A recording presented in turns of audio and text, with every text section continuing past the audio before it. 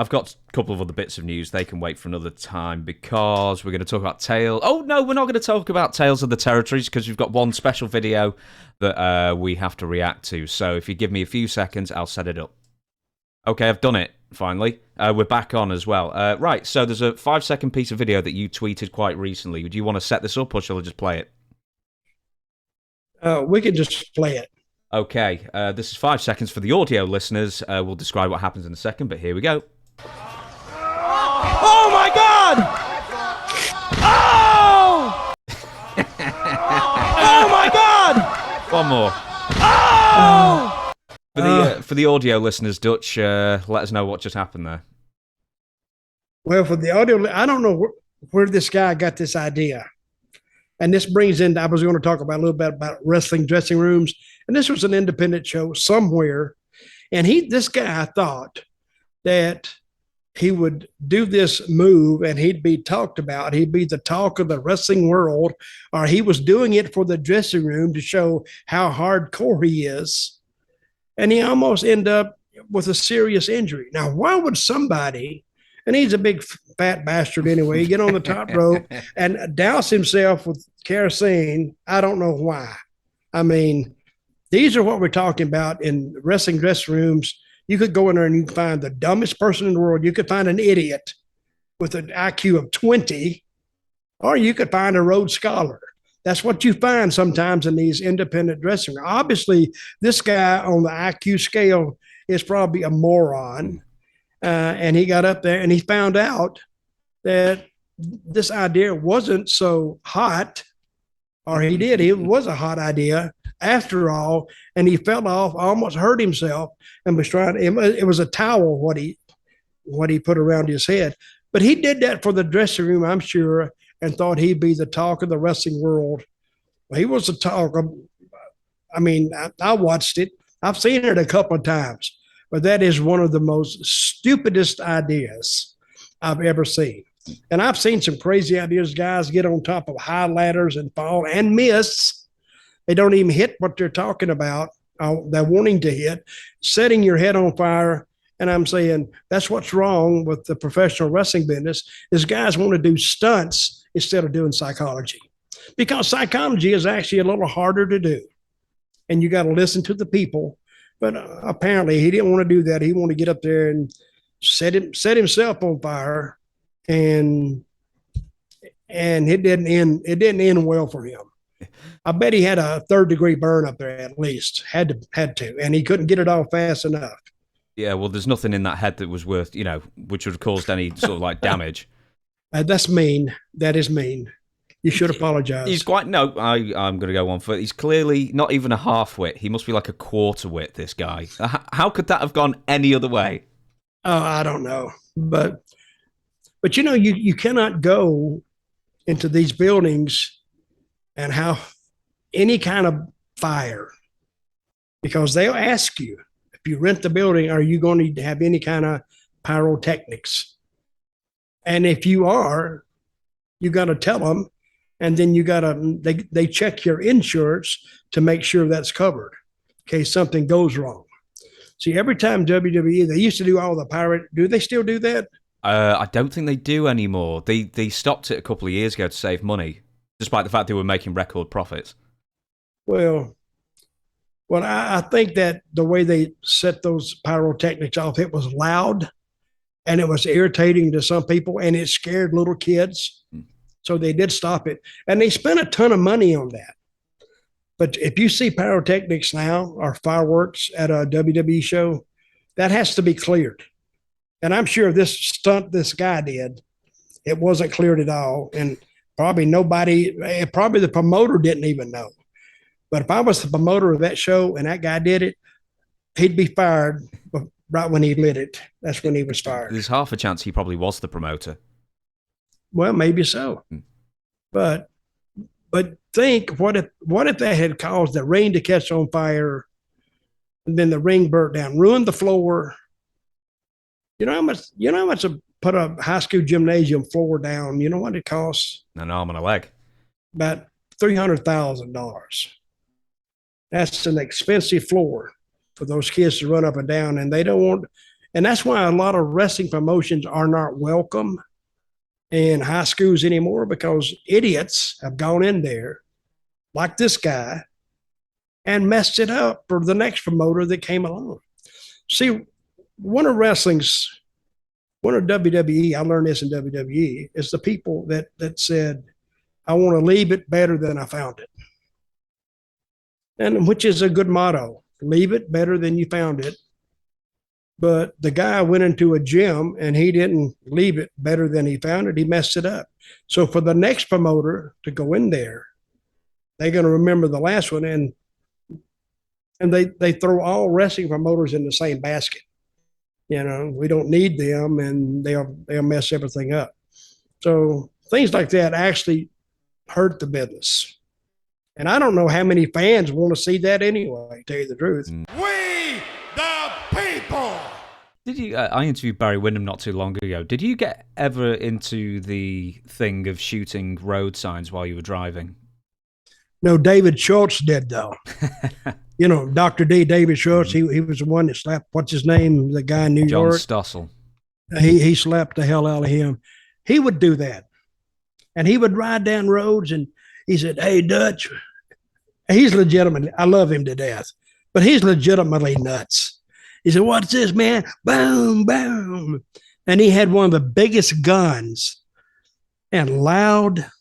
And then he would shoot sides on the other side, like he'd aim over, because he wouldn't hit them. He wouldn't hit those too much. And he didn't mind pulling that gun either. David was a tough guy, and he had a tough life. And, you know, he got out of wrestling, got in the bounty hunting business. So if they was going to make they got the Dwayne, the bounty hunter or whatever, they needed to make this on David Schultz. He was the one they would have had a hell of a program with. Well, they actually did. I think like a Japanese TV company actually did like a pilot or something like that back in the 90s. And that shows up on the Dark Side of the Ring with Dr. D. With David, yeah, they may have. They may have. It's definitely worth to watch that one. You know, just because I mentioned Dr. D, you said he wasn't afraid of pulling a gun. I'm presuming that's on fans, or was this on other wrestlers? No, just people on the road. If people mess with him, cut him off or something, he'd pull up and he'd show them the gun. It's a damn wonder we didn't make it by being locked up in 22 different counties. I mean. But see, David was an imposing guy. He was like 6'4". He's about 260, and he looked crazy. He had that curly hair, and he'd get out and the way he talked. And a lot of times that's good for a defense, but I think even tough guys back down from David. And he didn't mind the fight either, because he never punched people. He told me that. He'd slap them. He said a slap is much better than a punch, because a punch, he said, you put a slap up somebody's head, it spreads it out. And I've been slapped a few times. Yeah, he was right. And just very quickly, were you in favor of him slapping John Stossel? Well, no, I don't think Vince was in favor of it either. I think, and he got sued, or Vince got sued. I think it cost him $400,000, or the insurance company $400,000. I think Vince told him, like, hey, take care of this guy or something. I think he wanted David just to already beat him up, verbally beat him up, not really hit him. And first time I saw that, I went, what the heck? And then I knew right then that David hasn't changed at all. We the people! And Jeff has made an appearance on the Broken Skull Sessions with Steve Austin. Now, they've already spoken together publicly a few years ago. Jeff was on Austin's podcast. But yet again, they had to come out and sort of dispel a rumour that they really hated each other for decades, or Austin hated Jeff for a comment that Jeff made about a paycheck in USWA. Now, I think you were in USWA at the time. What did you know about the comments, the situation, and are they downplaying what was once a heated situation? Heavily downplaying it. Austin wanted to kill him. because nobody was making any money. And if Austin said he wasn't making any money and Jeff walked by, Jeff didn't mean anything by it, but he took it wrong. But Steve has a long memory, and he never forgot that. And when they got to WWF in those days, he didn't forget it then. And the reason that he turned down working with Jeff is because Austin, and this is a shoot, Austin didn't think he was worthy of having to wrestle Jeff, because he thought it actually hurt him. See, if you had Jeff here and Austin here, Austin was up here and Jeff was here. So who would be taking the downward lunge? And he didn't want to do that. And Jeff would be moving up. It would help Jeff more than it would help Austin, because Austin, all he could do, he could actually lose ground on it. And that's why he didn't want to do it. So if they're telling you that it was downplayed, I think they're saying that, and I think they have made amends on it. But during the time that it was going on, it was pretty real. For people who don't know, could you explain the situation? I alluded to it. I left out a lot of it so you could say it. But from your memory, what happened? What was the whole situation?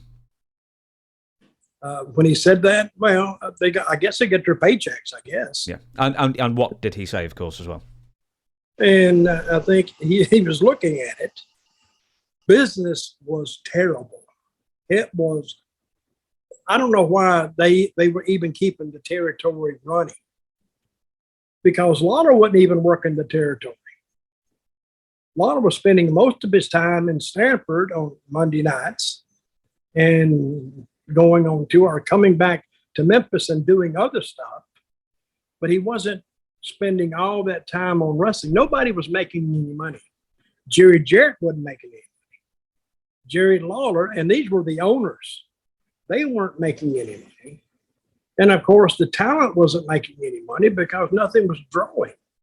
I mean, WWF was kicking everybody's butts. So I think they get their checks on a Wednesday, I think. And when he opened up his pay stub, it says this, this, this. And so Jeff walked by and he said, I don't care how long you look at it, the number's not going to change. Oh my God. And Jeff, I mean, Steve's like a fuse anyway. If you just put a little light there, he'd blow up. So, but he remembered that. He didn't make a big scene then, but he remembered that. And I think later, I think from that point, Steve went back to Texas for a while. And the next time I heard, he was in WWF. And I was in WWF, and he come in as what did he come in as first? The ringmaster. Oh, horrible. That was horrible. And then he finally found out what he wanted to do. And when he hit that 316 promo, which he came up with, and he took off. But he never forgot what Jeff had said. And when it come time, and Jeff had left a couple of times too. He'd had his problems with Vince and held him up and done all kind of stuff. But I don't think Steve ever forgot it. And I think that they say it was overblown. I don't think it was. And Austin mentioned this to you at the time, did he? Or was this? I was there. Yeah. Oh, you were in the locker room at the time. No, I was riding with Steve every day. You know, he brought it up. And I said, oh, he didn't mean nothing by it. He said, and he was kind of pissed about it. But he's the one that holds the long grudges. And he must have held it all the way to WWF. And he's the one who was the biggest star. So when it come time, because he didn't figure Jeff was an ally, I don't think. Because Jeff was the promoter's son. But Jeff wouldn't get treated special either. He was starving to death too. But Jeff, Steve didn't look at it that way, that his daddy's running the company. And he thought they had to be making some money because he wasn't making nothing. So he got a job doing something else while he was wrestling there. And I think he went to the store one day and got him some crackers and some, I don't know, cheese or some hot dogs. And that's what he lived on for about a week. So he didn't get in this bit. I mean, he really struggled big time to make it in this business. And I'm glad he is where he is. We the people. Perry Horton actually asked about 40 questions. He emailed in questions to dutch@gmail.com, and that's what you should do too if you want Dutch to answer your question, excuse me. But I'll give you a couple from Perry Horton. I remember watching the Memphis territory in 1982 when Jim Cornette had his first interview, and a few weeks later, Dutch fired him as his manager. Very funny. Mm. So talk about Jim Cornette as your manager. Well, I was in Memphis, and Jimmy Cornette has always been a family friend of the Jarretts. And he started off as a photographer, as did Eddie Gilbert. Did you know that? I did. And Paul Heyman did as well, I believe. Yep, they do the old photography because they got him backstage. Press. We didn't know what press was unless it was different, the opposite of push. But anyway, but his mother worked with Jerry Jarrett's mother in Louisville, and they would work pulling tickets or selling tickets or whatever. And I think between the mothers, they let it be known that Jimmy had a desire to get into professional wrestling. That was known. And I think Jerry Jarrett became aware of that and actually asked Jimmy one day, did he want to do it? And Jimmy, believe it or not, was very reserved in those days. It's hard to imagine Cornette being reserved about anything, but he used to be really kind of laid back a little bit. But he said he would be interested in it. And so they broke him in, and he came on Memphis TV one day and wanted to be my manager and laid out his credentials, and I give him my little quiz, and so I hired him. And so then we went around a couple of weeks, and then he made some big mistake, and I ended up firing him. And that's what the guy said. It was funny the way I fired him. But he did start with me, but I wasn't the first guy he managed, first talent. He managed Sherry Martell first. And he was breaking in, and it wasn't very long after that he got with the Midnight Express.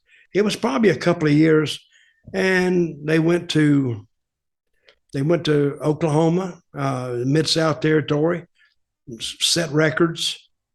Then he went to the Mid-Atlantic, set records, and then the Rock and Roll Express followed them in there. And that's what wrestling used to work like. One team would go first, and they'd have this team back here. And then when they needed somebody, they just say, "Why don't you bring in the Rock and Roll Express?" Oh yeah, boom. Already knew the success. They continued that. Then the Midnight Express went to Mid-Atlantic, and then it wasn't long before the Rock and Roll Express would be there too. So that's the way the wrestling business used to work. So, but Jimmy managed me and ended up with a very successful career. Did you know when you were going to be paired up with Jim that it was only going to last a couple of weeks? Or was it almost like, let's see what happens, and if you get a huge reaction, we'll change the that's the best way. That's the best way to book it anyway. Let's book it and see what kind of response we get. So, and we did. But I had been a baby face before. So they thought, well, instead of trying to put the circle into the square peg, let's just take him back and make him a baby face, because it's easier to attack it from that side. Mm-hmm. So since I already had Jimmy there as my foil, so all he had to do was hire somebody to come and get me. And we took off like that. Jimmy is a natural heel. He always will be, always was, because you hate him when you see him. Comes out there, and what an interview he gives. He's nonstop. He doesn't make people mad so much. You just want him to shut up. And when he would use that racket, we had a match one time. I forgot where I think it was in EF, yeah. And he was going to hit me with that racket. He hit me so hard, I swear to God. I said later, do I owe you money? Because if I do, let me pay you, but don't hit me anymore.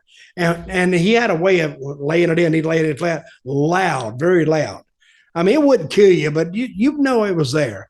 But I'd rather be that way than, just a little, give me something to sell. Well, he did. So, but I'm good friends with Ed, good friends with Jimmy. I always have been. And I worked for him at Smoky Mountain and a few places. I like Jimmy a lot. Add Jim Cornette to the list of our people our politics are different. So, but we never talk politics, which is probably why our friendship is still intact. Mm-hmm. With Jim Cornette, he is probably the most requested guest we get. So when we start having guests eventually, then maybe, who knows, Corny might come on. We the people! I thought you would have mentioned John Foley. Well, I could put John Foley in there and Timothy Cohagen there. I actually just missed John. And he was he's a name that a lot of people don't remember, but tough. And he was from a little town called Wigan. This is a little historical. I've covered Wigan before. That's where I used to hear, what is Wigan? I'm a rookie, right? Hey, man, what is Wigan? They went, what the hell? You don't know what Wigan is, you stupid bastard? I said, no. He said, that's where all the shooters came from. Because they must have had a gym there that just trained guys just to stretch people. And Foley was one of them. I remember, I've been telling you about this guy, Ron Fuller. Mm-hmm. You need to get him on the show. But he did a deal one time that he would line up 4 wrestlers, and he had Danny Hodge was in there. You didn't want to mess with him, but he would give $1,000 to anybody that could beat these guys.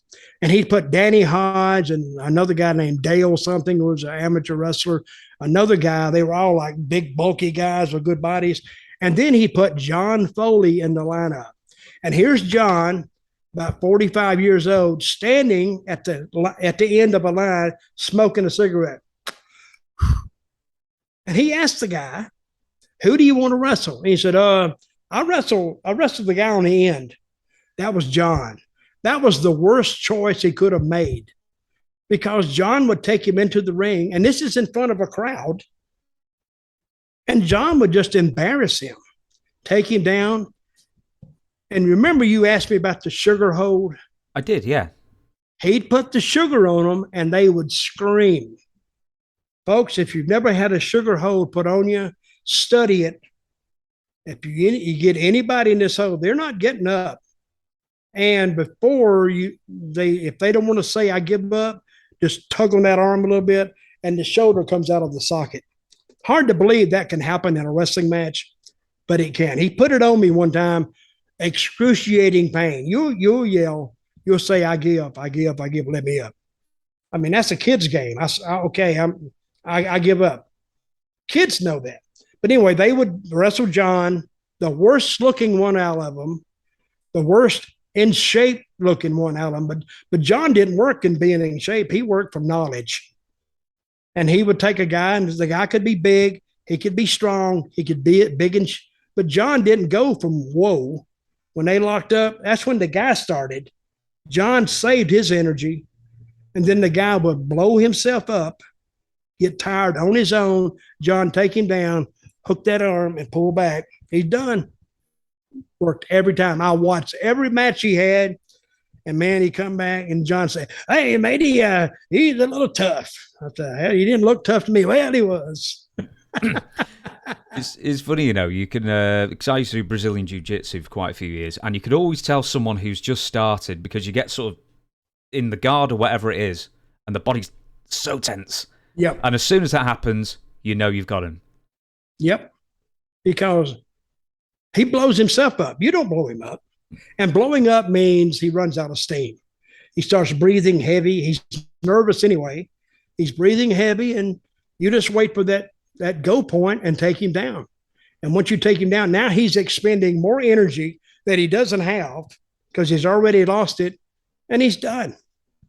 He can go ding, ding, ding. He can tap out right then, which is what a lot of them did if they were smart. We the people. Jonathan Baum, Dirty Dutch, I got a question. Who was the hardest person to work with in the back? You've worked with Dixie Carter, John Laurinaitis, Kevin Dunn, Vince Russo, etc. Well, I haven't worked a lot with Kevin Dunn. I heard he was. I never heard any stories about Kevin Dunn hard to work with, because he's more the truck guy. He's more the production guy, and I don't know what he would be hard to work with, because he just says, "Hey, we just need this," and I don't think there's a problem with that. Dixie didn't know enough to be hard to work with. She would probably do what you said to do. Who was the others? John Laurinaitis, Vince Russo, or it could be anyone from your illustrious 50-year career. Bill Watts, probably. Bill Watts was a perfectionist, kind of. And I've seen him pitch bitches in he was a Christian guy. And all of a sudden, all his Christian faith would go out the window when he'd get mad. It was GD this and GD that and F this and that. And he could pitch a hell of a bitch now. On the scale of 1 to 10, he'd go a 9, But if you did it right, he was the first one to praise you. I never had a lot of trouble with guys not cooperating, really. But there was a lot of guys who, I heard the Ultimate Warrior was bad. Sting was a little difficult. Probably Lex Luger was the worst, because I was on WrestleMania 10. 11. We've actually covered this as well. I remember I tell you about the finish. Yes. Didn't you argue for like 2 hours about the finish? And then you just put your hand up and said, why don't we just Lex do this? kept saying, I don't think, he'd talk about himself in third person. He'd say, I don't think Lex would do that. I wanted to reach over and just open hand slap him at one time. I said, well, what would Lex do if he just got the shit slapped out of him? Then I'd found out what he'd do. So finally, and then I called, guys, why don't we do this? A little heat, bam, da, bam, da, bam, bam, bam. That's how you do it. And whatever you guys want to do. And then I said at the end, just hook the small package, 1, 2, 3, and let's go. And Lex says, hey, that sounds good. That sounds good. Hell, we could have done that 2.5 hours earlier, but they wanted to get this in and get this in. I had to remind them one time, guys, not one person bought this pay-per-view or bought a ticket to come here tonight to see this match. All we want to do is give them a good, solid match and go. What difference does it make? And it didn't make a bit of difference, but Lex, have you seen Lex lately? Yes, I have. Oh, he looks terrible. I mean, I always got along with him, but he was very narcissistic. I don't think he's that way now, but he was always, you could tell by looking at him that the way he was. One night he didn't even want to work with me, and I forgot my partner. Bobby Jaggers, when we were the Kansas Jayhawks. He didn't even want to work a match between, it was me and Bobby against Luger and Tully Blanchard. He didn't even want to work the match because he didn't think that we were worthy of being in the same ring as him. And I'm thinking, really? See, I didn't know that before the match. If I'd have known that before the match, we're talking about sandbagging. Mm-hmm. That's when you get sandbagged. Because if you think you're not worthy, I'll make you look like less worthy than we are in your eyes. But I didn't know about it. But Tully, to his credit, he said, Lex, just stay out of the ring and let me show you how to have a match. And we had a hell of a match with him till he got in. And then it went up. Meh.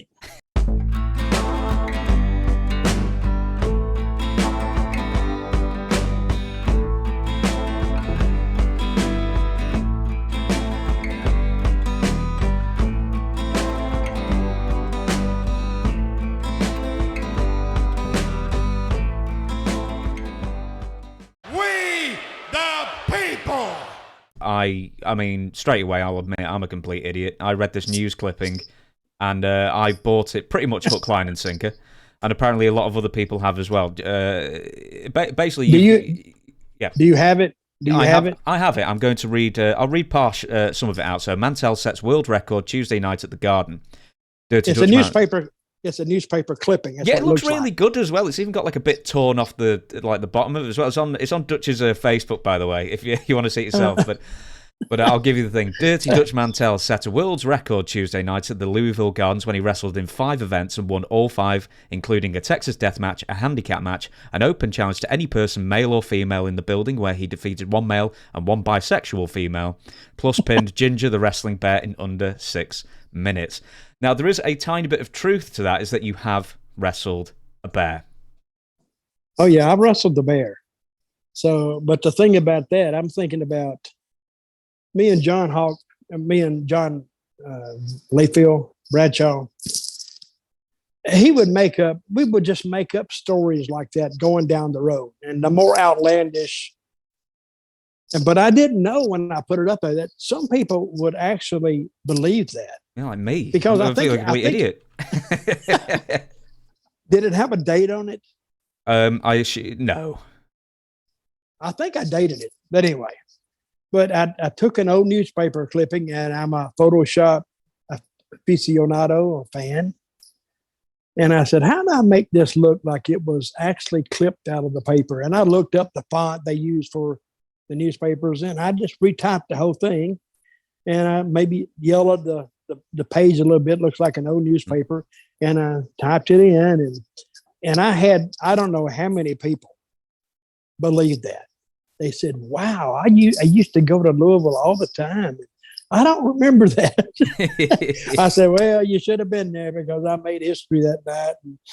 And I did another one where I said I wrestled in front of 190,000 people in Buenos Aires, Argentina. No, this is the same one. This is the same one where you said Carl Gotch, who in 1939 wrestled a 5-hour marathon versus Yatsu Minori in Buenos Aires, Argentina, in front of 123,000 fans in the now demolished Argentinian stadium. Congratulations, Mr. Mantell.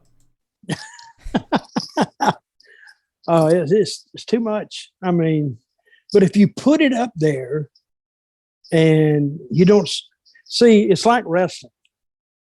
It's believability. They'll believe till you give them a reason to disbelieve. Now, in this particular case, the reason to disbelieve is because I said it was a bunch of crap. I made it up. But yet it says something about wrestling fans that would actually kind of buy into that and buy it. I didn't mean it to be mean. It was just some of the bull crap I was putting in. And it's entertaining to read that. Where else are you going to read that some guy wrestled a bear in a handicap match and won the title, and then he did all this kind of stuff and he won them all. It was the 14-minute ovation that I started to think, 14-minute standing ovation. Oh, standing ovation, of course. It was, because now I've never heard of a standing ovation at a wrestling match before. I think that would be the first two. So I'm going to go back and find it. I'm going to repost it. See how many people get to bite on it. I think it's only like March or something, so it's quite far up. But before we go, wrestling the bear. The bear story? Yeah, the actual bear story, because you have wrestled bears, and in wrestling as well. There's like even in earlier days. Sorry, I haven't told the story on your show. No. Okay, I'm working in Knoxville, and Knoxville was a brand new territory, and a guy by the name of Ron Fuller, who was Buddy Fuller's name, and he's part of the Welches. The Welches kind of formed Tennessee wrestling and Southern wrestling. So he wanted the territory, so he went in and bought what this guy had. Actually, he bought his TV so he could be on TV. And so he started running, and it was a good show. Because Ron Fuller taught me a lot about the wrestling business. And very friendly guy. You need to interview him sometime. I would love to as well. Yeah, you would fall out with this guy because he's funny, and he'll tell you how he did it, and you don't got to say nothing. You'd actually have to slow him down, because I think he's on coke most of the time. Not really, but he's a little bit older than I am. He's probably 74 or maybe something like that. But he's still, he talks like he's still 30 years old. I mean, that's the thing about when people get older. Sometimes their voice doesn't change, and he sounds just like he did when I first met him. But he opened up this territory, and some guy wrote him, or he got in contact with a guy that had a bear.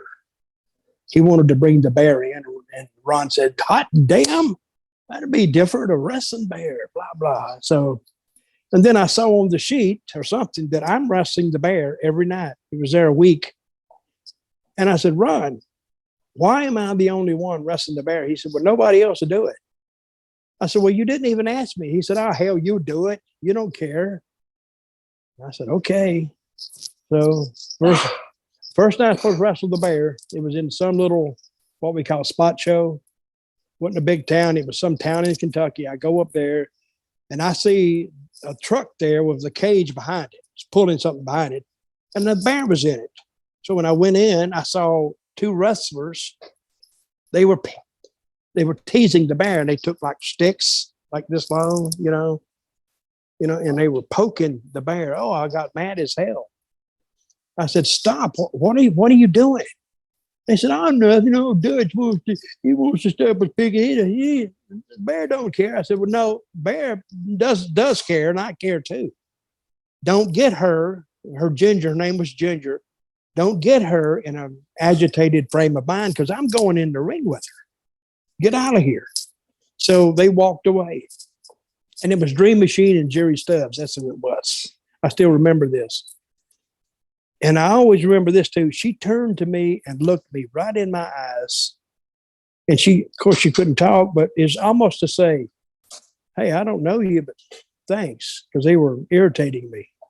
And I stood there a minute and looked at her, and she was looking at me. I go inside, and I buy her 2 16-ounce bottles of Coke and 2 candy bars, because her deal every night after she wrestled, she would take a 32-ounce of Coke.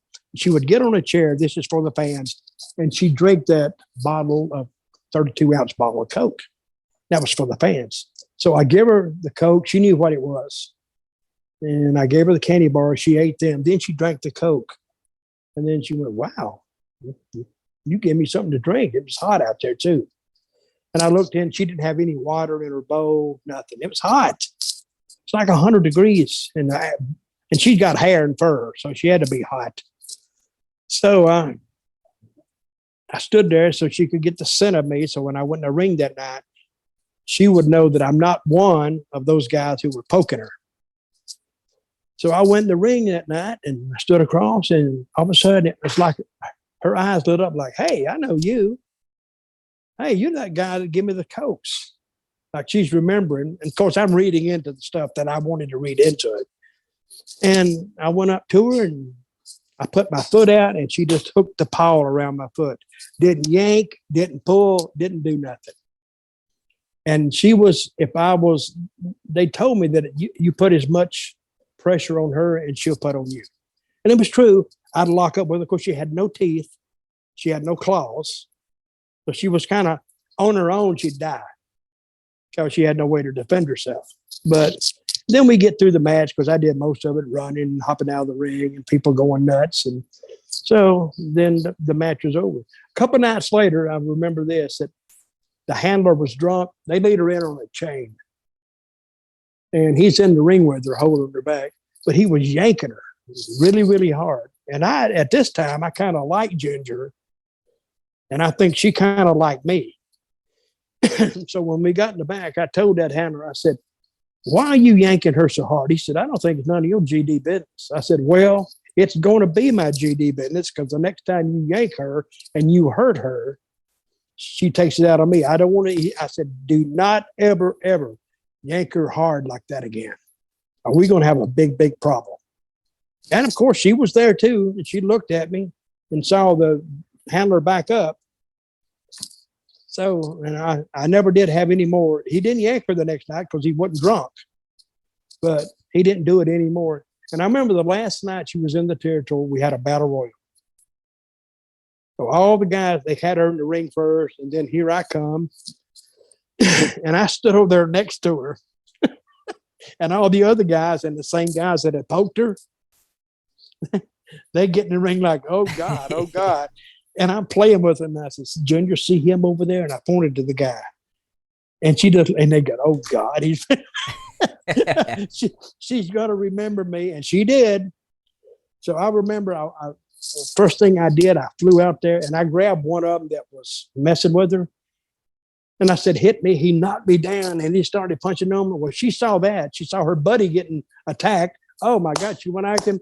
He eliminated himself. He jumped over the top rope. The other guy did the same thing. The whole battle royal was over in about 90 seconds. And then it was me and her and then she eliminated me.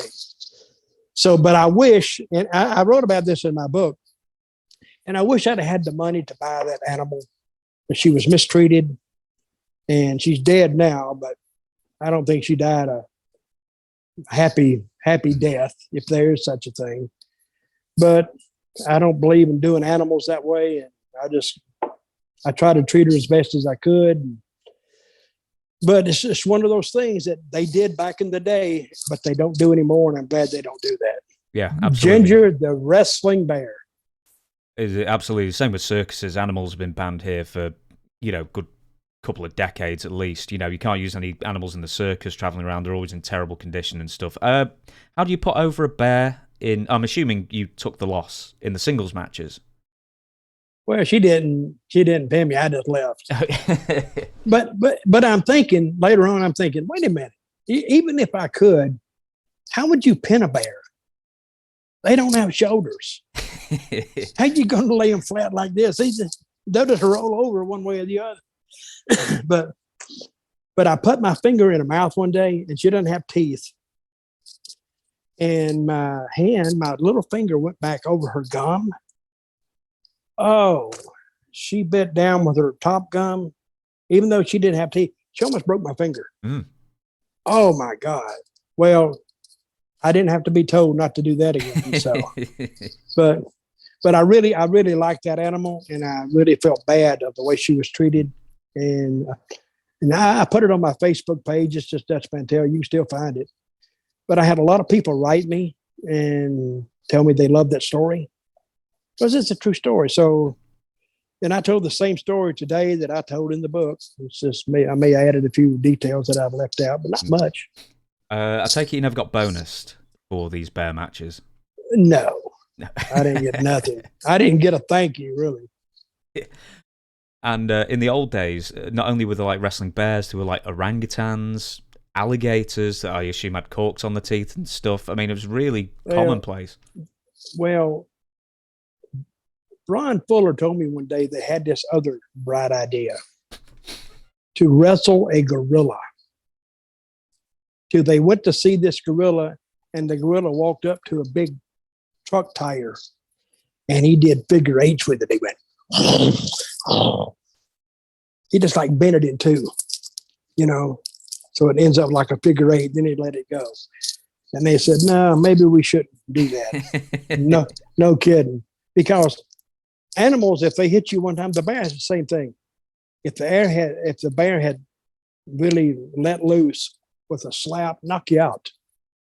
And then so you can't get too cute with them but I have seen bears get taken down, but they're older bears. And I didn't even want to see that. I want to see the bear win. I mean, if I'm a fan, they're taking a bear and mistreating it and having guys wrestle it. I never saw the draw of that even in a carnival. I wouldn't buy a ticket to see that. It's almost Victorian in a sense, because like when they used to bring over all these exotic animals and just pit them together just to see what would happen. Like, and even some of them are amazingly on YouTube. These go to like the 1910s, 20s that people have filmed, and like lions versus tigers and stuff. Yep. Well, that's another thing I don't like to.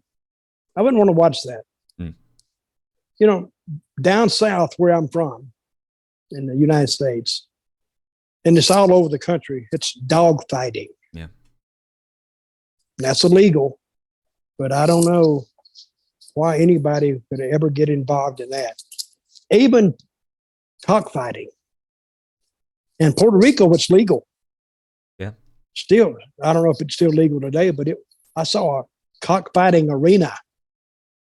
And they would say it's every Tuesday and or Mondays and Wednesday nights or whatever. And some guy told me they go to bet. You know, they don't care. They just want their cock to win. So you don't bet on the chicken, you bet on the handler, they say. Because I never went to it. I didn't want to see that anyway. Am I right in saying, is it Michael Vick, the NFL guy? Michael Vick was a dog fighter, and his career crashed. Hey, you can kill people. They won't get as mad at you as if you kill a dog. Yeah. Because, your dog is like you share a special place with an animal. I got my little animal, little Boston Terrier, so I'm satisfied to know that if the zombie apocalypse happens, I have Oscar to take care of me. He'll get them going. There's something I've said about Michael Hayes, and I will wrap this up, is do you trust someone to leave enough to leave your wife with them? Maybe. Do you trust somebody enough to leave your dog with them? Not a chance. Yeah, that is true. So. We the people. Kurt Angle revealing on his podcast that he is dealing with memory issues. I'll give you the quote. I would say I probably had 4 concussions that I know of, major ones. One was a slight concussion that wasn't too bad. The other 3 were pretty bad. But even to this day, I'm starting to not remember things. I'm only in my early 50s, but I've gotten a little damage to my brain. There's no doubt about it. My memory is not that great anymore. I really have to think hard about remembering the past. And that's pretty terrifying. I know this isn't... it's sort of the same thing. I saw ESPN 30 for 30 about the Chicago Bears, and it was Jim McMahon. He was the quarterback at the time, and he was talking about how it wasn't so much the head trauma, or it was the head trauma, but it was the neck trauma that came along with it as well that ended up sort of reducing blood flow to his brain and that kind of thing, and early onset dementia with just head blows. But yeah, your thoughts on that? Well, I'm not doubting what Kurt said at all. And when you get those concussions, because when you step in that ring, and I was thinking, how many times have I been hit in the head, even by a working punch? If you took your finger and just thumped yourself on the head 50 times a day or whatever, after a while, it would cause some damage. Not counting the suplex you take and all this other stuff that snaps your neck. Because, it's a problem. And Kurt was in so much pain at one time, because I was with him in TNA. He told me that when he woke up in the morning, now some people will find this hard to believe, and I found it hard to believe too. And then people that have gone through it too, they said, no, that's not hard to believe. He told me he took 10 Percocets to start the day. 10. Now, if I took 10, you'd have to call the hospital for me. I'd be all over the place. But he said that was 10 just to get going for the day. And no telling how many else he took. So, of course, he developed an addiction that I think he had to have treatment for. But what he's saying here is, it's brain trauma, head trauma, getting knocked out in football and wrestling. It does have its drawbacks, and and sometimes I have trouble remembering. I have trouble remembering things on this show sometimes. Remember when I'm going, hey, what's the guy's name? I just forgot a while ago. We were just talking about it. But I don't know if that's from taking the shots in the head or whatever. But I think most old-time wrestlers do have a little bit of memory problems. They've even tried to stop in training, whatever, in football, our football, heading the ball. Because even though it's relatively low impact, you do it so many times that they all end up being sort of like micro traumas or micro concussions almost. And a lot of footballers are developing dementia or memory problems compared to people who, compared to the masses in general. So even small knocks can accumulate over time. Well, that's why they came out with a targeting rule in pro football, NFL. And the targeting is you're leading with your head onto a runner. And they're saying the runner is kind of defenseless. If he's been hit, he stopped, and you come in and hit him. And you can be actually ejected from the game, and you miss the first half of the next game. They are trying to stop that head trauma. And there's a lot of guys in NFL football. You can't even talk to them. Mike Tyson says he just loses complete control of what he's saying sometimes. Said he's been hit so many times. Muhammad Ali, I read the other day, he's been hit in the head 100,000 times. And that's only in 30 fights, or maybe 40 fights. Well, it's not counting his amateur background. Or sparring, of course. Yeah, and you get tagged in that too. I don't know how guys can do that. But my best wishes go out to anybody who has brain damage from football, from wrestling, from boxing, anything.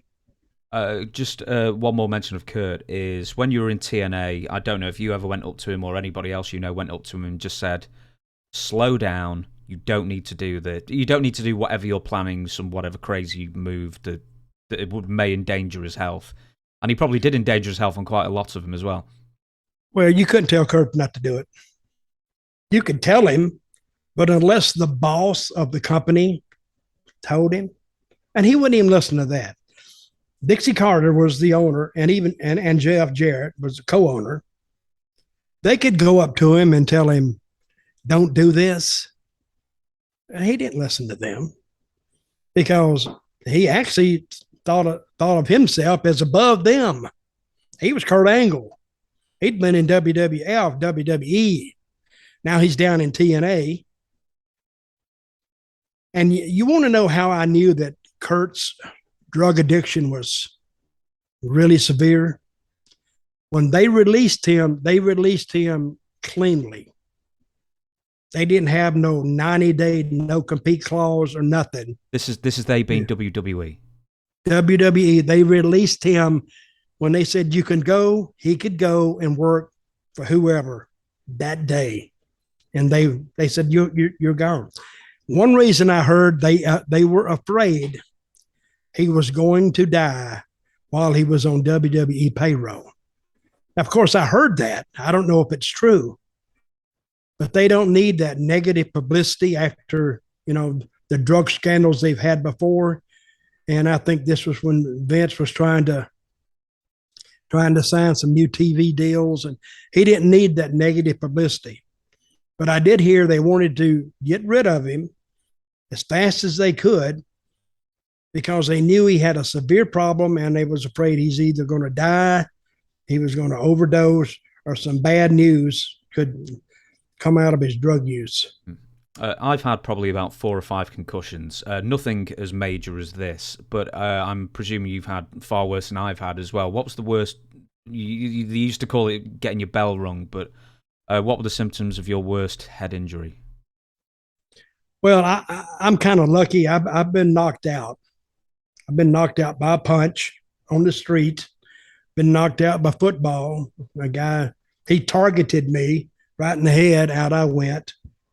But usually, I got knocked out one time in Savannah, Georgia, and I was working with this guy, and our heads collided. He took a step in. We both throwing a punch. Instead of our punches colliding, our heads collided. Bam! We both went down. We knocked each other out. And when I came back, I did not know where I was. I was just in a well-lit spot with a bright light over top of me. I didn't know I was in a wrestling match. I didn't know where I was. I didn't know what I was doing. And I went back in time to when I was about 7 years old, and I was walking over this is crazy. I was walking over a little trail to my grandmother's house, and I could feel and it was like early June.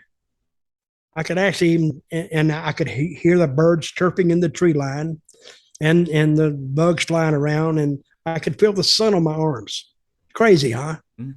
But I felt all that, and then come to, and I said, well, I'll be damn.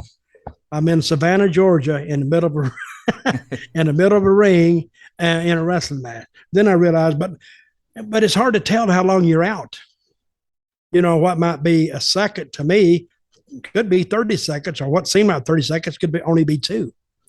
But that's probably the worst experience I've ever had being knocked out. We the people. Dylan Holiday asks, in late 1993, Daryl Van Horn, James Mitchell, his real name, debuted in Smoky Mountain Wrestling. He was a standout on the mic despite only being in the business for around 4 years. What was it like working with Mitchell at this point? Do you have any stories you can share? Thanks, fellas. Take care. And you met Father Jim Mitchell very recently, didn't you? I met him last week. So I'm here in Orlando right now. As you can tell, my background is different. Yeah, the presidential suite, I should say. I am in the presidential suite at a timeshare resort. I forgot the name of it, Electoria or something. I forgot the Exploria or something, but and a beautiful place. So I've been here for like 3 or 4 days by myself, which is beautiful because I hadn't had anybody asking me any questions, hadn't had anybody bothering me. My food is included, so I don't got to go and get something to eat or call to bring food in, and it's been great. But I went to this show because my son-in-law, who was here with me over the weekend, he told me that there is Father Jim, and he's in the what do you call it, the business? Where people sing songs. Karaoke. Karaoke. I can't remember the name. I said, I want to say Courtney for some reason. The karaoke business. And he asked about me, and he said, yeah, he's here. And he said, I'd love for Dutch to come down. And I came down, and I had a brief meeting with, well, not brief, it stayed about 2 hours. And he had a great show here in Orlando. And we were talking, and he told me that I taught him so much. And he actually said, I appreciate the way you treated me when I was breaking in. So I said, because I have never been under the, I never tried to get tough on somebody or hard on somebody, but he had a lot of talent, and he matched that gimmick perfectly, because he managed the guy one time that I don't know if I sent you the video clip of it. He was managing the Mummy. Prince Karras, yeah, he did as well. Prince Karras, and he did a deal where they put sand in his bag and they cut his thumb off and sand poured out of it. And now I know it's a big work, but I popped because the people said, well, how did he do that? Now, we're in a part of like Tennessee or West Virginia at the time that hadn't seen sunlight since 1997. So they were looking at it like, oh, how'd he do that? How'd he do that? But he was a great interviewer, a great manager, and he still is. He's a great performer. So as far as my interaction with him, nothing. It was great. I love Jim, and I'm glad he respected me. And when I left that night, it's only been like 3-4 nights ago, and this is the only guy who's ever done me like this. He hugged me. He actually kissed me right here, and he says, I love you, and thank you for all that you taught me. And shook my hand, and he walked off, which I actually appreciate that, because I don't know, a lot of guys, you never know how they feel about you. And he said, I had my opportunity. I guess that's what he thought. I had my opportunity to tell him, and I did. So thank you, Mr. Mitchell. Same to you. I hope, because he loves you so much, maybe we could get him on as a guest. We've never had any guests, but Ron Fuller, we wanted to say a million other people, but there's one thing I want to make mention of is back in Smoky Mountain Wrestling, he would say things like, all you people out there felching the family dog and that kind of thing. Where at the time, not that many people knew what felching was. And what did he try and get away with on the microphone that you found amusing, if you can recall anything? He would try to insult them, but he did it in such a way that he was so highbrow, they missed it. And even I would miss it at the time unless I went back over the tape. Felching the family dog. Now, what do you think that'd be? So, and he's up there in the part of the country that was known for deliverance. See the movie Deliverance? Well, I've seen the main bits. Yeah. Yeah. So that's where we were. But he was over with those people. And that's what I like about wrestling fans that are not spoiled. These fans weren't spoiled. They had never had the product really brought to them and delivered to them and presented to them the way that Jim Cornette presented it to them in Smoky Mountain. We the people. Lex Luger. Because we was on WrestleMania, I think, the first WrestleMania in Stamford, Connecticut. Was that 9 or 10? Stamford, Connecticut. That might have been 11, 1995. I think that was in Stamford. It may have been. Might have been 11. But it was me and the Blue Brothers, Don and Ron Don, going against Davey Boy Smith and Lex. It was on first. It had an 8-minute time limit, and they got us together the day before the show for us to sit down, and not so much me, but the talent, to sit down and go over what they wanted to do. It's an 8-minute match. I mean, hell, I went to the ring and just stood there for 5. But these guys are trying to figure out 8 minutes what to do in a match that I reminded them, nobody bought a ticket to see this match, guys. And nobody. Let's just be thankful we're even on the card. So they went back and forth, and an hour went by. And I remember Lex saying, I don't think Lex would do that. You know, I wanted to disassociate him from Lex and just slap the hell out of Lex, you know, and whatever. But the Super Lex, who's wrestling the match, I didn't like him at all. He didn't want to do nothing. Anything that showed him at a disadvantage, he didn't want to do it. And finally, after it was about 2.5 hours, I got pissed off. I got up, I said, God damn, guys. It's an 8-minute match, just what I've just told you. I said, how much thought does it take? Listen, it's easy. Go in and do just a couple spots up front, just settle it in, and let's get heat on Davey Boy. Boom, boom, boom, boom, boom.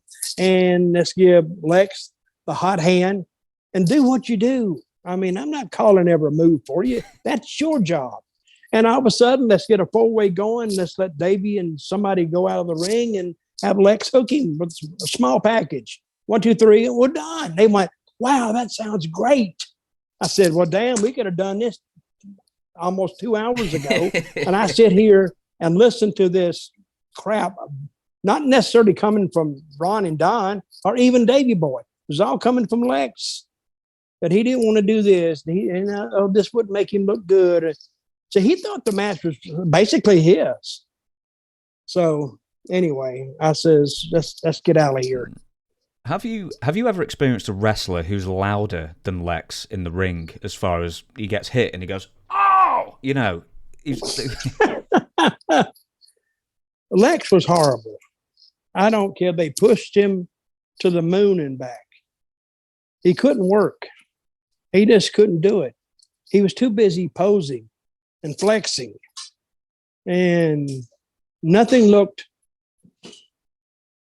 See, when I first got in the business, they said, the worst thing you do is have a bodybuilder's attitude.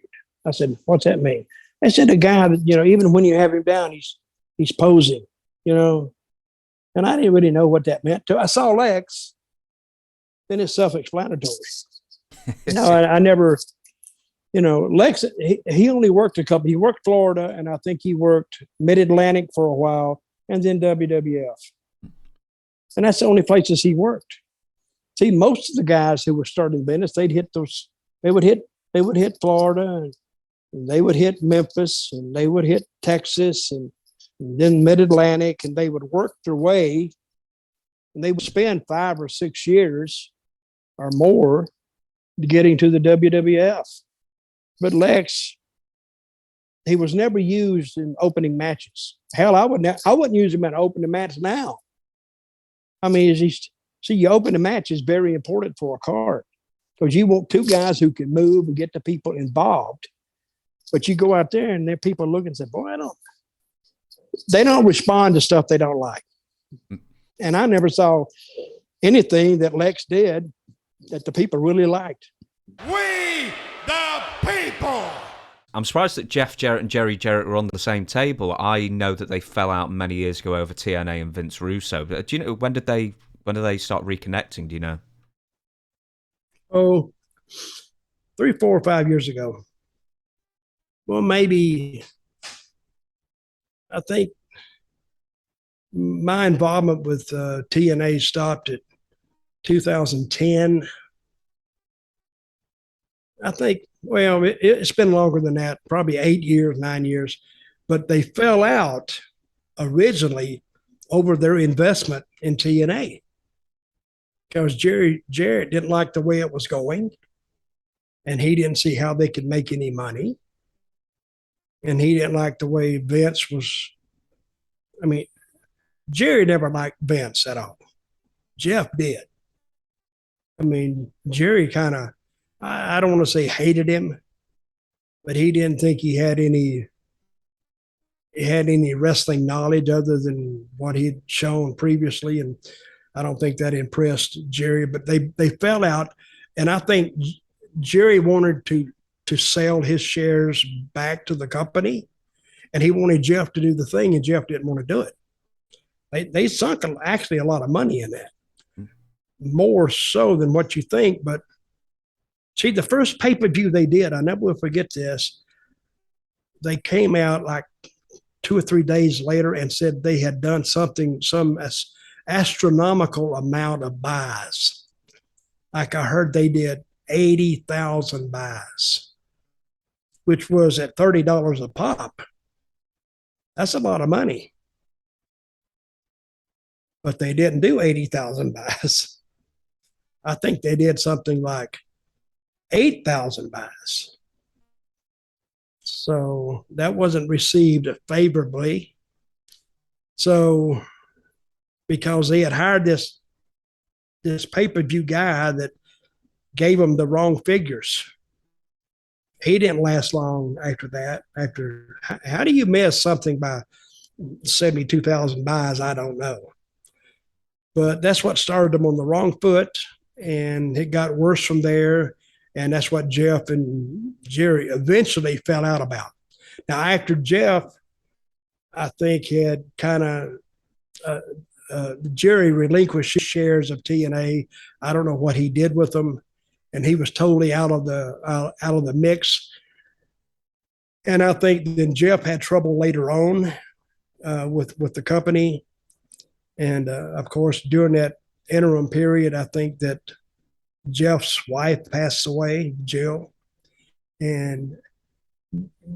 but they mended the fences, and now they got back together. Good for them. Because I hated them being estranged from each other. We the people. Positively Broad Street's initial thoughts and impressions when Dutch first met Steve Austin. Well, I tell this story. I met him. He was coming to Memphis one night, and I didn't know he was coming. I knew somebody was coming, but I didn't know it was him. He walked in, and I shook his hand. And I learned about this like the Saturday night before he got there. I didn't book him. Jerry Jarrett booked him because Jerry Jarrett had worked a deal with Texas, and he was going to take over that company or something. I never really understood it. But he was bringing a guy in.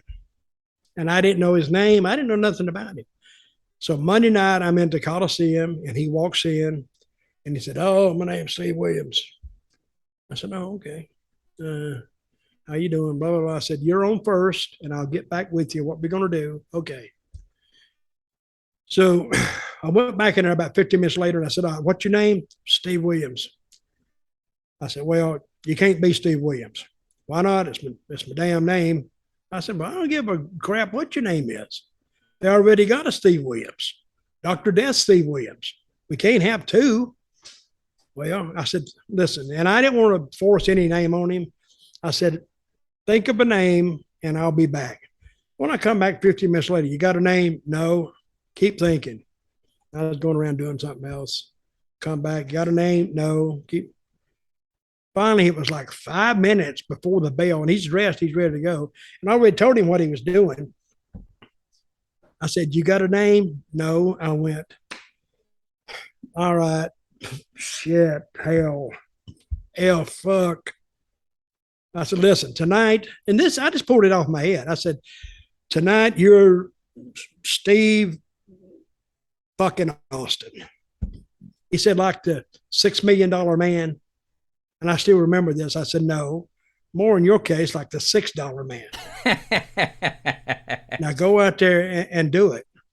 So, and he went out there and he had a match. It was okay. But he come in, he was just as happy as he could be about that match. He said, "What didn't you like about my match?" Smiling. I said, "Well, it'd be a lot shorter if I told you what I did like about your match," which was nothing. Of course, I'm kidding him, but I think it hurt his feelings a little bit. And I said, "This is what I want you to do. I want every night till you leave this territory, I want you to pull a chair up to the curtain or where you can see the match, and I want you to study every match every night till you leave." So I walk around about an hour and a half later. There he was. He had a chair. He had his dip in. He's pulling the curtain. He was watching the match. And I went, "Damn, I can't believe it. A wrestler who actually does what you ask him to do." But I knew he was going to be something different because he had a lot of great stories. He was a good talker. So, and he didn't make any money in Tennessee, but he got a lot of good experience. And then he went back to Texas. The next time I saw him, he was in WWF. I never tire of hearing that story. It's a great story. Is it like the Screen Actors Guild in a sense that no one can have the exact same name ever? Well, I think, that's common sense. If somebody said, "Oh, my name's Steve Williams," which one? The one in Oklahoma, the one in Memphis? See? Now you don't know. But Stone Cold, he came up with, I didn't come up with the Stone Cold. I just said Steve fucking Austin. I just come up with the Austin part. He came up with the Stone Cold because his girlfriend gave him the idea, and he incorporated it, and it worked.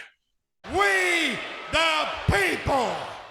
Grossmeister B, please discuss the Heroes of Wrestling pay-per-view. Oh, my God. Worst pay-per-view. Well, they've had several come along that might reach it, but at the time, he had some big names on it, and they called me. They wanted me to do the commentary for it. I said, "Yeah, I'll come in and do that." And I'm going to tell you, I didn't even go in the dressing room and see who was there. I just stayed at the desk with that other announcer and he was a substitute. He knew zero about wrestling, zero. And I didn't know that till we started. And then I realized, well, this guy don't know crap. He don't know nothing.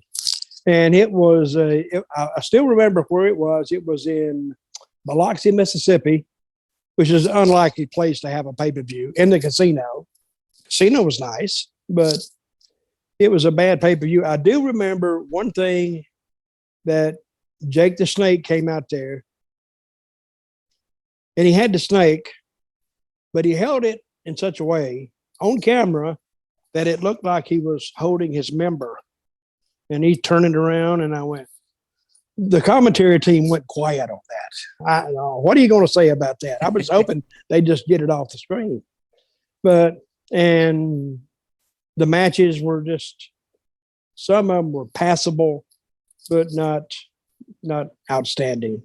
Horrible pay-per-view. And it's still recognized to this day. And I forgot that name I did the commentary with, Randy something. It's like Rosenblum or Rosenberg. Yes, Randy like Rosen or something. And actually, he put something on Twitter the other day, actually thanking me for helping him get through it. So, and it wasn't his fault. He didn't know anything about it, but they had lost. I forgot who the other announcer was supposed to be, but the other now was it like Captain Lou Albano or something, or was he part of it? No, he may have been there. Hey, I try to forget that stuff. I put this in the background, never to be retrieved. And here you're bringing it up. Yeah, I'm sorry about that. I'm switching the camera as well. It also, I'm going to research the who was on it in a second. Okay. But while I'll ask you this is, Do you remember, and this is apparently the worst match of all time, I haven't had the heart to watch it myself, the Bushwhackers versus Iron Sheik and Nikolai Volkov, the minus 5-star of minus 5-star matches. Oh, it was terrible. The people sat there like this, like, they just couldn't believe, like, what the hell is going on? And I don't know, commentary, I mean, you just can't say it's the living craps. You just can't really say that. And you can't overtalk it because people know you're trying to cover it up. It was terrible. That's one of the reasons it was who booked it anyway? If anybody had any wrestling knowledge whatsoever or any sense, you wouldn't put those two groups together, because you could put the sheep herders or the bushwhackers with a team that can work, because the team that can work can get you through it. But neither team could work, so who is getting who through what? And they didn't get through it. It was just over, and thank God, get them out of here. You know, back in vaudeville days, we'd have took a hook cane and yanked them off the stage. That's what I wanted to do, but... Was it at least a decent payday? No, it was good. No, they said, we'll just give you this for whatever you do. I forgot what I got. It wasn't bad, though. Not bad for the time. So just to fly in and stay at the hotel and do the pay-per-view and then leave wasn't bad at all. We the people. I think one of the main stories in the show is Jerry Jarrett. The story going that he pulled out Mario Galento's eyeball. What led up to this? Apparently, Roy Welsh was accusing... He was in the first flushes of dementia or Alzheimer's, and he accused Jerry of trying to take over his territory. Well, truth be known, I think Jerry did have his eyes on the territory because of his grandmother, of his mother. Why are you blurry? I don't know. I'm fine. Do you see it? No, I'll pause. Okay, blurriness sorted. Sorry, carry on, Dutch. Okay, so I think at the time, earlier in the broadcast, the podcast, I said that Jerry did have his eyes on the territory, as did his mother. And I think news got back to Roy Welch that Jerry was thinking about taking over. And Jerry had a lot of support amongst the talent because he had wrestled and they knew him, and they wanted him to pull away from Roy because Tennessee always had the image of cheaply paying talent, which lasted until I got there. And then one good thing they paid was weekly, very weekly. So I guess Jerry got the idea that Roy had gone and got Mario Galento as sort of like the hitman to take out Jerry and to show Jerry that, you know, if he wanted to continue down that path, it would be very difficult for him. So I remember the story. I don't remember I wasn't there. I just remember the stories of it, that he, and why Mario Galento did it on TV. I don't have an idea, but he did it on TV for some reason, and Jerry Lawler was in the match, and it wasn't good for Mr. Galento. Then I heard later that he went to another town down below Memphis, about 60 miles, and attacked Lawler, because I think Lawler put the boots to him on the Memphis on TV, and that was a payback for that. Anyway, Mario Galento is not a guy to be messed with. He is a bona fide, and he told me this, I know him, but he was like a bona fide gypsy and was used to living the rough style, the on the edge style, and was kind of half crazy to begin with. So the whole story is bizarre, but I do know that he was blind in one eye. I don't think he was missing an eye. I saw him later. He seemed to have an eye, but it didn't, or it could have been a glass eye. I don't know. So I never checked that deeply into the story. But if that's what it was, I do know that Jerry did go for his eyes, and I think he did. I don't know if he pulled it out. I think if you pull an eye out, it's still attached. If you yank it, I guess you can pull it loose, which is, God, I'd hate to think of that happening to me. But it was a crazy story. In the show itself, it actually has an eyeball with like the retina and everything else attached to it on the ring canvas. Do you think that was artistic license somewhat, or could that have actually happened? No, I don't know. I wasn't there. I just heard the story, but the story focused on the attack, not the eyeball. That's what I heard. We the people. You've also got these days, you've also got a lot of people on social media telling you you're great or terrible, and there's a lot of opinions that you're absorbing every single day, and that will surely change your outlook on life, even if no matter how warped it gets, basically. You're talking about being a talent? Yeah, especially because you're under the microscope more than ever, and people can access you to tell them, for them to tell you your opinion constantly. Well, that's part of the world you live in. So you either take it or you don't take it. But people don't take well to criticism. Most people don't. But the ones getting criticized, they don't know how to fix it. That's the problem. They're getting criticized by a fan for what? But yet the fan offers no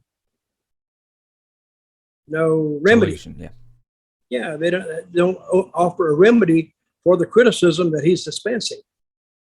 So if you're going to pay attention to that, I highly advise you not to do it, because there's no winner in that. And I've seen some guys that are so, I guess, sensitive about the character or what they're doing. They can't take that. They can't take any criticism at all, because it just, what self-confidence they have sometimes evaporates when they get ratioed on social media. It just kills them. Do you think what percentage of current pro wrestlers do you think take the match ratings of, let's say, a Dave Meltzer too seriously?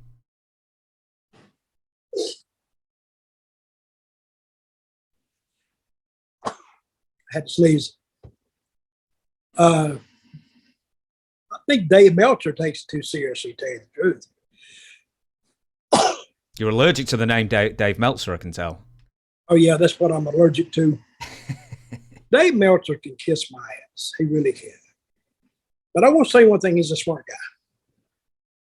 You know, he blocked me on Twitter because he loves to talk about how campy Tennessee was. Well, I made a lot of money in Tennessee with a lot of great stuff. But he wasn't talking about the Memphis end. He was talking about the middle of the state, which was run by another promoter, and he was just a carny promoter.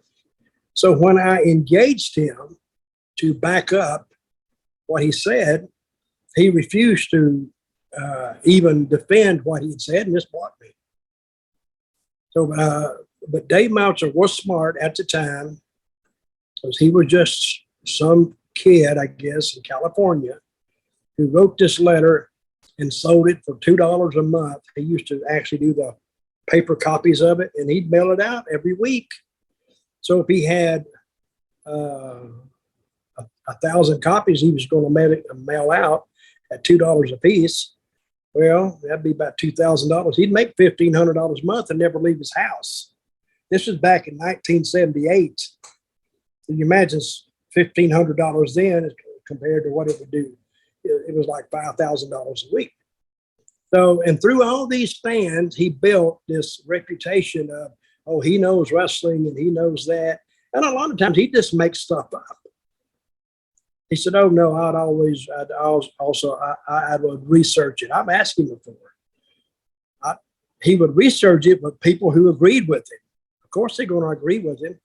But if you're going to believe that stuff, now the internet's kind of blown it open. Now you can anybody can put anything on the internet, which Dave Meltzer was doing 20 years ago. What I'm saying, he was ahead of the curve. But I don't believe a word comes out of his mouth. We the people. Julius McNeil, hey Dutch. Hope you're doing good, and I love your work, and think you are one. He's missed several words. One of the best wrestling minds. I'm a big Kane fan, and I read in his book that book him in. I read him how they're written. What can I say? Yeah, you booked I know. him in I read Puerto that. Rico. What was it like? Yep. And do you have any good stories with him? Yeah, I booked him in Puerto Rico. I've told this story before. I met him on some independent show in southern Indiana, and I've never seen him before. And I was looking at him. I went, damn, what a big guy. What a body, you know? And I'm thinking, well, he's tailor-made for WWE. I mean, you could look at him and tell him he needed seasoning. He needed experience. And at the time, I was going to Puerto Rico. And I told him, I said, listen, I'm going to Puerto Rico. Give me a call if you want to try it out down there, because I can use you down there. I told him I was going to take over the book. And he said, okay, thanks. And I forgot. He just kept working independent shows and working a job. And so finally one day he called me down there and he says, do you think you have room for me? I said, yeah. And I give him a guarantee, which I didn't give, the other guys didn't have. But Puerto Rico had a history of not paying guys. And he knew this a little bit, but I didn't amplify it any more than what he knew. Then I had him coming in, say on the 10th. Well, he calls me on like the second or third and told me that he was concerned about coming down there because he had heard some horror stories coming out of Puerto Rico. And they were horror stories because some guy not get paid. Like, what was Sonny's guy's name? What was Chris Candido? Yeah, Candido came down with her, and they ended up living on the beach homeless. I'm thinking, what the hell? And he had heard that. So I told him, no, come on, I'll make sure you get paid. Now, could I make sure he got paid? Well, I could maybe put up a stink and maybe get him paid, but I couldn't really guarantee him. But I told him I could. And I was going to do it if I had to take my own money and pay him because I had promised him. So he came down. Everything worked out fine.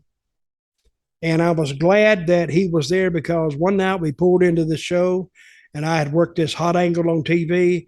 And I could tell by the people, by the way they looked at me, not at Kane, but at me, they were friggin' pissed at me. I forgot what I'd done, but I'd done something evil or vile that day on TV. And they wanted to see me, put in my place and cart it out. And that night, brother, I did this deal where I had a riot and I was trying to make it back to the ring and to the dressing room, and they cut me off. I went one way, couldn't go, other way I couldn't go. It had like a little fence with little gates in them, and they were all jammed. So I finally made it through with my manager, and they were beating the living shit out of us. Him too. So I remember somebody tripped me. I went down and I got a big kick right here in my face. Bam. And boy, my eye started swelling up and it started bleeding. Now I'm fighting these 4 guys I could see the door. I said, if I could just get to the door, I'm okay. And the guy was hitting me in the ribs, not hit me in the head so much, but hit me in the ribs. Oh my God. I mean, they weren't deadly, but they were hurting. And I remember the door opened and there stood Kane. And all the guys looked up like this. We was probably pretty close to him then. And I looked up like, thank God. And he took a step toward us and they went, whoosh, and he grabbed me by the arm and pulled me in and closed the door. If it hadn't have been for Kane, I think I'd have been in for a worse shot that night. That's when I went to the hospital, and Glenn went with me. Glenn went with me and my driver. We went to 2 hospitals that night, and I got home about 6 o'clock in the morning. I'm not home, but I got back to my room about 6 o'clock in the morning. But without Glenn that night, they'd beat the living crap out of me. So I appreciate him being there. And I told him too, and I told him in my book. With Kane, did you create a character for him to come to Puerto Rico like you did Abyss? Yeah, well, I did Doomsday. Is that the Mad Max sort of thing? No, but he was like a monster type guy. I got some pictures of him. Doomsday, and I think I just took the mask off of him.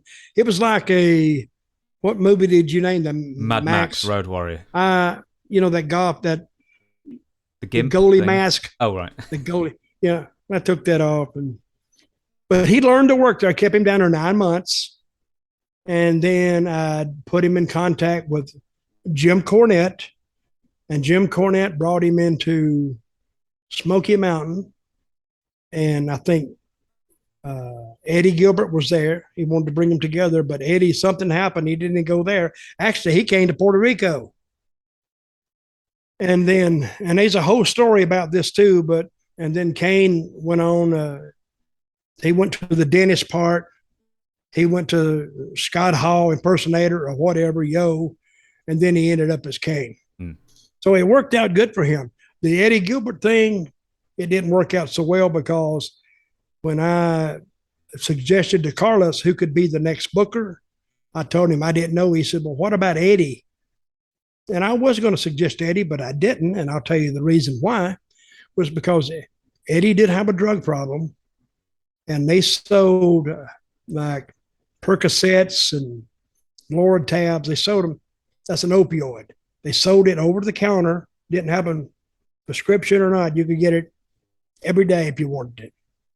But I told him, I said, well, I would suggest that, but I think it might be a bad idea. And he said, will you call him? I said, no, I won't call him. You can call him, but I'm not going to call him. And so Carlos called him, give him a deal. So I left. Eddie came in, and 3 weeks later, I get news that he had died in his hotel room. So, but could I change it? No. I mean, God gives us free will, and that's what he was utilizing. So, but I hate it. I really, because Eddie was a good guy. And that's in my book too, my next new book. Book 3. Book number 3, Tres. Libro, this is my Spanish. Libro numero 3.